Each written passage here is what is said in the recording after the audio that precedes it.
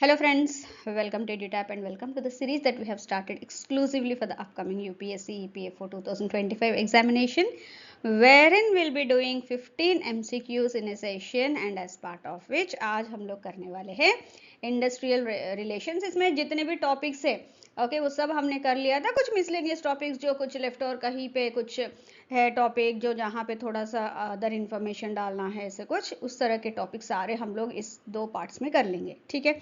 So miscellaneous topics part 1. Now when it comes to this series, especially labor laws and industrial relations, ये one of the most important topics है आपके UPSC EPFO exam के लिए, be it APFC और A और EO दोनों के लिए भी ये important है। Why? Because 120 questions में से 15 plus questions इसी में ऐसे आते हैं, so you can understand the kind of importance that is attached to it. And अगर आप basics भी सही से कर लोगे, बहुत अच्छी तरीके से practice कर लोगे, revise कर लोगे, now you should be able to solve 10 plus questions easily.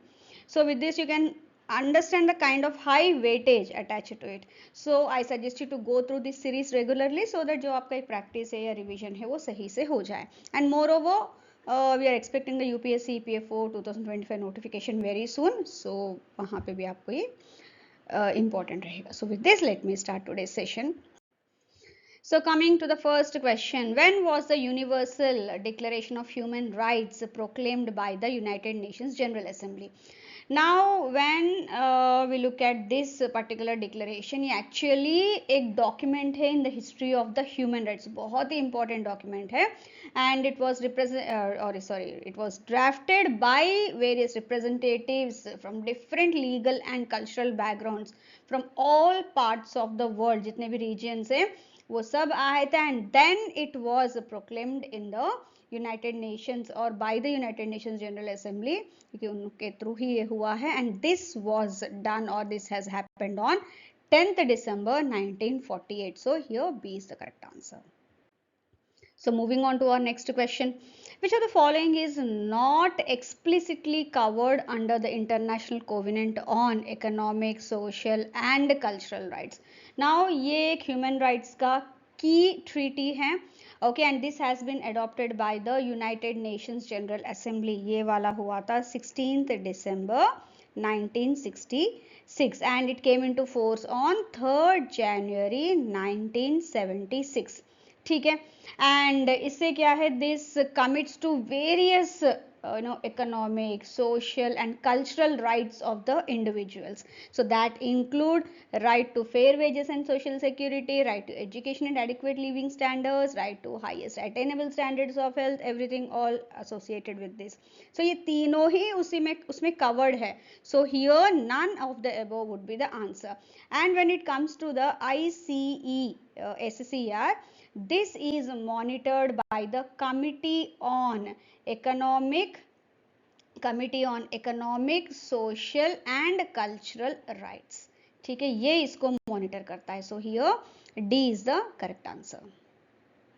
So moving on to our next question, which article of the International Covenant on Economic, Social and Cultural Rights, जो अभी हमने पढ़ा था कि कब हुआ, कैसे हुआ, it explicitly recognizes the right of everyone to social security including social insurance. ये कौन से आर्टिकल में हाईलाइटेड है? See, as we can see, ये कई सारे आर्टिकल्स है that have been incorporated under ICESCR, and उसी के तहत जो जितने भी related to economic, social, cultural rights है उसके लिए जो ह्यूमन राइट्स का रिलेटेड है, that all is incorporated here. So जो the right of everyone to social security including social insurance, ये आता है आर्टिकल 9 में. So here B is the correct answer. Moving on to our next question, according to Article 10 of the ICESCR, which of the following protections is specifically mentioned for working mothers? ठीक है, जैसे मैंने बताया है कि ICESCR में कई सारे आर्टिकल्स हैं एंड उसमें article 10 specially associated with the working mothers, और इसमें इन्होंने ये क्लियरली मेंशन किया है कि पेड लीव और leave with adequate social security benefit should be provided to the expectant mothers and the new mothers जो immediately after the childbirth होता है. So here they can't deny them their this paid leave and all that along with social security benefits. So this is their right and this is what Article 10 of the ICESCR says. सो ये हो गया हमारा A is the correct answer here. बाकी अपने अपने हिसाब से वो आई मीन कंट्रीज या फिर ऑर्गेनाइजेशंस अपने रूल्स एंड रेगुलेशंस के हिसाब से कर सकते हैं, but this it is explicitly mentioned here, so here is the correct answer. So under Article 5 of the Convention on the Elimination of all forms of racial discrimination, state parties are required to. So यहाँ पे when we look at this particular article, now this states that without a distinction or discrimination related to race, color, national or ethnic origin, everyone would be equal before the law, and जो भी उनके associated right to public health, medical care, social security, social services, everything should be provided to them irrespective of their race, ethnicity, etc. So here it prohibits and eliminates racial discrimination in all its forms. ठीक है, promote racial नहीं, restrict access to public health based on no, grant preferential legal status no, ये भी नहीं है. So here B is the, बिल्कुल logically भी देखा जाए तो B is the correct answer. D थोड़ा सा लग रहा है but partially correct है, okay, but otherwise B is the correct answer here. So moving on to our next question. According to the Article 11 of the Convention on the Elimination of all forms of discrimination against women, women have the right to social security in which of the following cases? Now here when we look at this convention, the name itself suggests, जो title है कई सारे अभी इससे पहले वाले में भी जो टाइटल है उसी में से आपको समझ में आ रहा है कि ओके वो रेशियल डिस्क्रिमिनेशन के अगेंस्ट है, तो थोड़ा सा लॉजिक अप्लाई करेंगे तो हो जाएगा. In this also is the same case, okay. And when we look at the women having the right to social security in all forms, actually retirement के टाइम पे, अनएम्प्लॉयमेंट के टाइम पे, sickness, invalidity, old age and other incapacity to work, in all these cases women have right to the social security. So here C is the correct answer. Under Article 26 of the Convention on the Rights of the Child, what obligation do state parties have regarding the social security for children? Now, when we talk about social security for the children under this convention, every child has a right to benefit from social security, including social insurance.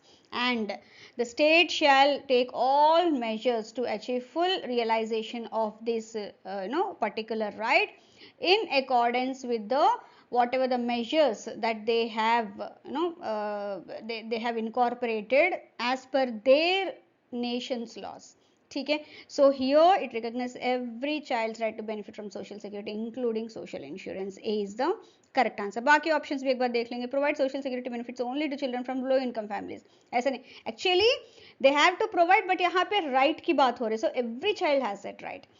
Offer social security benefits only in case of disability or orphan, because here again I reiterate my point, this is we are talking about the rights. So every child has that right, be it disabled, be it from local low income family, etc. Now based on again their categories, us nation के जो भी laws है that can be applicable. Otherwise every child has a right to benefit from the social security.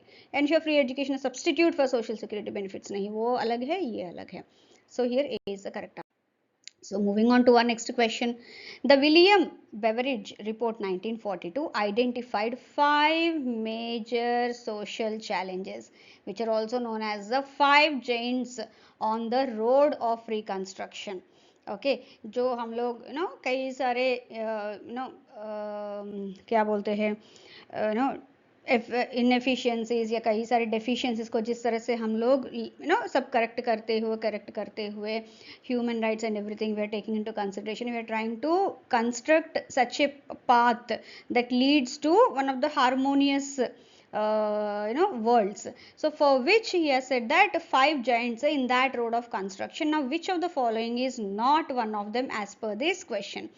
Now when we look at this report is officially titled as the Social Insurance and Allied Services, and ये publish हुआ था November 1942 में. Now in this report only he has identified this, which has एक base बन गया है जितने भी आगे जाके जो रिपोर्ट्स आए हैं या फिर कुछ वर्क हुआ है उसके अगेंस्ट. सो यहाँ पे जो 5 जो चैलेंजेस है, 5 giants on the road of reconstruction, वो तो है सबसे पहले want. Now this want क्योंकि उनका poverty है, poverty and lack of basic necessities, this is one major hurdle. Next आता है disease. Now it focuses on the need of the healthcare and the prevention of the illness, क्योंकि already disease है वो बड़ा सा hurdle है जिसको हमें पार करना है. तीसरा आता है ignorance. Now this addresses the importance of education and knowledge. So ignorance को अगर हमें उस hurdle को पास करना है तो education provide करना है. And fourth आता है squalor. Now ये deal करता है with poor living conditions and inadequate housing. मतलब बिल्कुल they are homeless type and they are not having जो बेसिक स्टैंडर्ड ऑफ लिविंग है वो भी नहीं है. ये भी बहुत बड़ा हर्डल है हमें जो उस तरह का वर्ल्ड अचीव करना है तो बिल्कुल हारमोनियस वाला. एंड फिफ्थ आता है हमारा idleness. It highlights the need for employment opportunities and combating unemployment. बिल्कुल खाली नहीं रहना देना चाहिए जो अगेन दैट विल बिकम बोलते हैं ना idle mind is a devil's workshop like उस तरह से. सो हियर ये तीन है and as I said others जो इग्नोरेंस स्क्वालर है but corruption is not as part of his report क्योंकि इस टाइम से होगा भी नहीं इसलिए. So here C is the correct answer. Moving on to our next question, the Aykroyd formula used for determining salary increments is based on which three fundamental aspects? Now when we come to India, जो Central Pay Commission है, okay, now 7th CPC is the last the pay commission. Now जो next commission आएगा that would provide the increment and that would be decided based on this formula only. This is what they have decided. And if you look at the Minimum Wages Act also of 1948, it has not laid down any criteria for fixing the minimum wages in India. दो उन्होंने एक procedure mention किया है कि इस तरह से करना है, लेकिन criteria कौन सा हम लोग लेके things या points लेके हम we can arrive at that minimum wages. Now that is as per Aykroyd formula ये बोलते हैं कि ये तीन aspects को हमें देखना है and उसमें nutrition का भी सबसे बड़ा importance है and based on that we have to calculate the जो भी salary increments देना है that one has to look into. And here those three aspects that he has mentioned explicitly they are cloth, food and shelter. ठीक है, ये B is the correct answer here. Moving on to our next question, Robert F. Hoxie is known for his work on which of the following aspects of labor organization? Now ये एक professor थे economics में and at the University of Chicago and इन्होंने क्या किया, he majorly described about the establishment of the idea of functional labor, types of trade unions based on the जो workers है उनका temperament कैसा है, based on their उनका interest या कैसा है, किस तरह से वो ट्रेनिंग का वो ले सकते हैं. Based on all this he has come up with various types of, that is functional types of trade unions. उन्होंने ये दिया था and here in this case that C is the correct answer. So Robert F. Hoxie is known for his work on the establishment of functional type of trade unions based on the kind of workers who are there. So here C is the correct answer. जैसे हॉक्सी ने बताया है as per him, as I've said, functional trade unions को उन्होंने different types बताया है.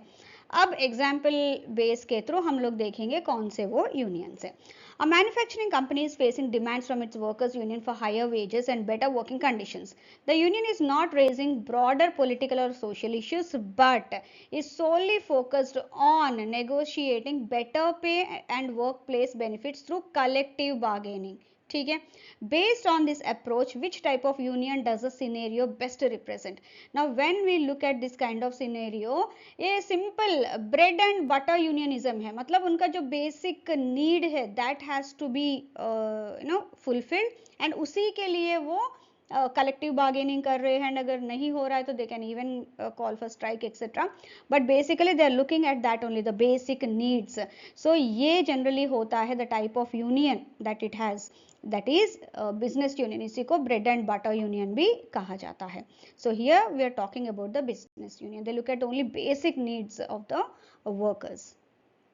Moving on to our next question. A workers' union in a textile company establishes educational programs, cooperative enterprises, and profit sharing schemes to improve the moral, intellectual, and social well being of its members.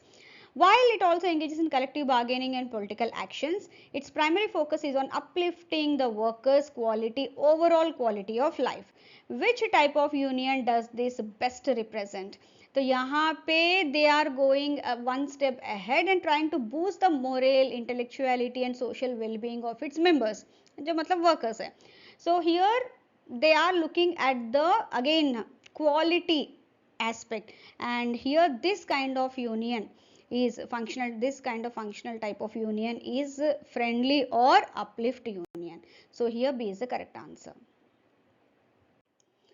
Moving ahead to the next question. A labor union in a factory actively opposes private ownership of industries and advocates for the complete replacement of the capitalist system with a socialist structure. बिल्कुल जो Marxism वाला वो है ना वो.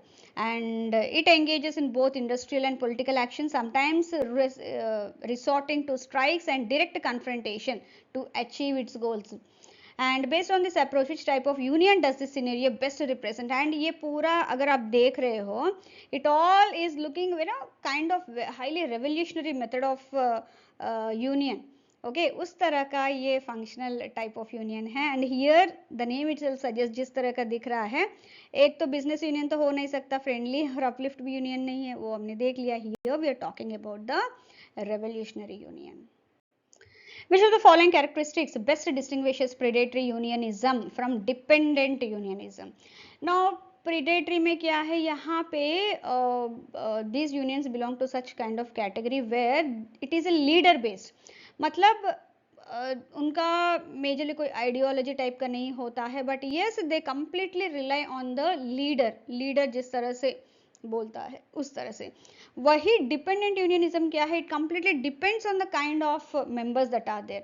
Okay, so here it depends or relies on the workers and labor groups for its survival और जो भी उसका ideology है.